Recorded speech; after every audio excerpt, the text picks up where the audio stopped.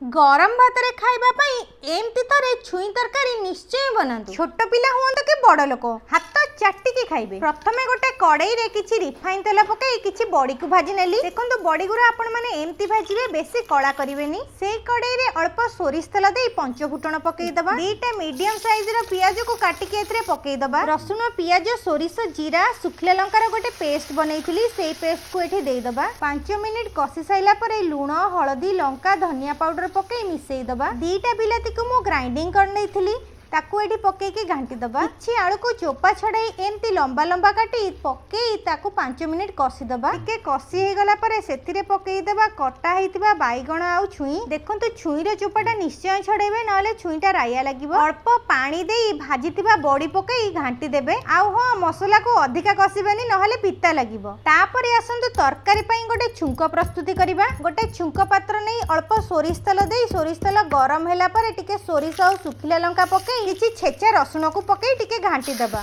बनिगला छुंक। तापरे से छुंक को आनी तरकारी रे ढाली दबा। बनिगला छुई आउ बड़ी रा गोटे जबरदस्त रेसिपी। एमती थरे घरे बनांतु, गरम भात रे बहुत बढ़िया लागिबो। आउ काहाकू काहाकू छुई तरकारी पसंद मते कमेंट बॉक्स रे निश्चय लिखि देबे। आउ हां, ए छुई तरकारी सप्ताह को थरे निश्चय बनै की खांतु, काहे कि ना ए छुई रे भरपूर परिमाण विटामिन सी आउ फाइबर अछि। वीडियोटी जदि आपण मानको भलो लागि थाए चैनल टी को सब्सक्राइब आउ सांग मानक सहित शेयर निश्चय कर देबे। रहिली पुणी देखाबो आउ गोटे नुवा वीडियो र सहित। जय जगन्नाथ।